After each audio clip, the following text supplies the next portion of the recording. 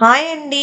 ఎలా ఉన్నారు? మేము బాగున్నాము. మీరు బాగున్నారా? ఈరోజు మా స్టైల్‌లో ఆలు పరోటా ఎలా చేసుకోవాలో చూపిస్తాను చూడండి. ఒక బౌల్ తీసుకొని అందులోనికి గోధుమ పిండి తీసుకొని కాస్త సాల్ట్ వేసి చపాతీ పిండి ముద్దలాగా మనము కలిపి పెట్టుకోవాలి.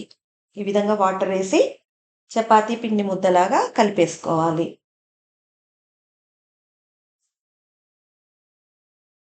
ఈ విధంగా కలుపుకొని మూత పెట్టి ఒక హాఫ్ అన్ అవర్ మనం పక్కనుంచేసేయాలి. ఈ విధంగా కాస్త లూజ్ ఉండాలి. చపాతీ పిండి కంటే కాస్త లూజ్ ఉండాలి. ఈ విధంగా మూత పెట్టేసేసి మనము పక్కన పెట్టుకోవాలి. ఆలోగా మనము పొటాటోస్‌ను బాయిల్ చేసి పెట్టుకోవాలి. ఈ విధంగా కుక్కర్‌లో పెట్టేసేసి ఒక 3 విజిల్లు రానించి పెట్టేసుకోవాలి.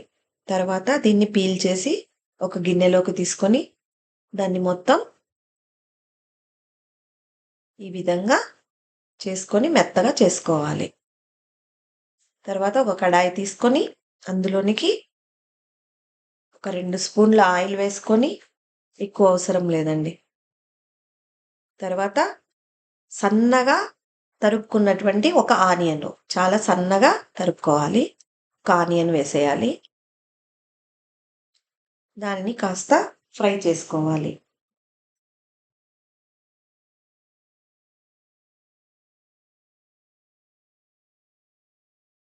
తర్వాత ఈ విధంగా మెత్తగా చేసి పెట్టుకున్నటువంటి పొటాటోను ఇందులోకి యాడ్ చేసుకోవాలి.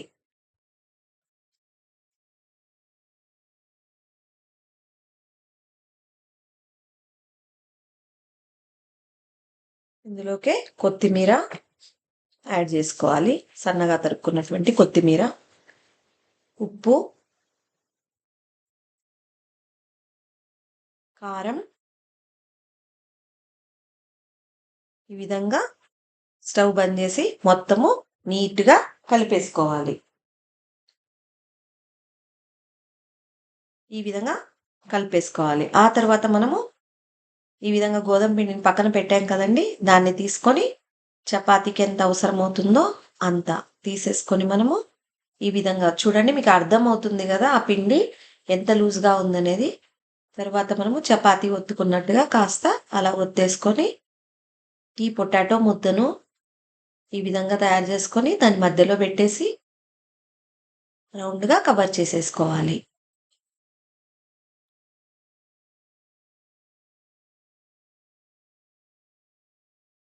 ఎక్సెస్‌గా ఉన్న పిండిని తీసేసేయాలి. తర్వాత ఈ విధంగా చేసుకొని అవి చిన్నవి కావాలంటే చిన్నవి, పెద్దవి కావాలంటే పెద్దవి మన ఇష్టమండి చేసేసుకోవచ్చు. ఆ తర్వాత ఇలా పిండి వేసి, గోధుమ పిండి వేసి మంచిగా రౌండ్‌గా ఒత్తుకోవాలి చపాతీ కర్రతోటి.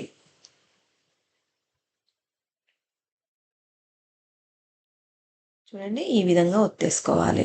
తర్వాత దీనిని పెనం మీద వేసి చపాతీ ఫ్రై చేసుకున్నట్టునే మనము ఫ్రై చేసుకోవాలి. చూడండి ఈ విధంగా. నేను మా బాబుకు లంచ్ బాక్స్ కోసం మార్నింగ్ ప్రిపేర్ చేశాను.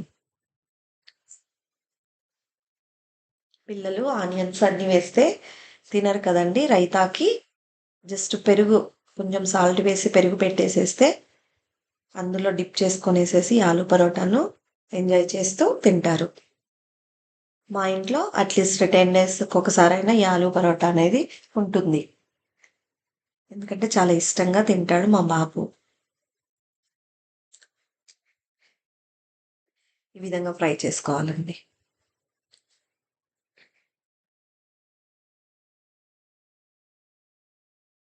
చాలా ఈజీ, క్విక్‌గా గూడా మనం చేసుకోవచ్చు. ముందు రోజే మనం పొటాటోని ఉడకబెట్టేసి పెట్టుకున్నా గూడాను చేసేసుకోవచ్చు త్వరగా మార్నింగే. ఈ విధంగా ఫ్రై చేసుకోవాలి. ఫ్రెండ్స్ నా ఛానల్‌ని కొంచెం సబ్స్క్రైబ్ చేసుకోండి ఫ్రెండ్స్. బాయ్ అండి.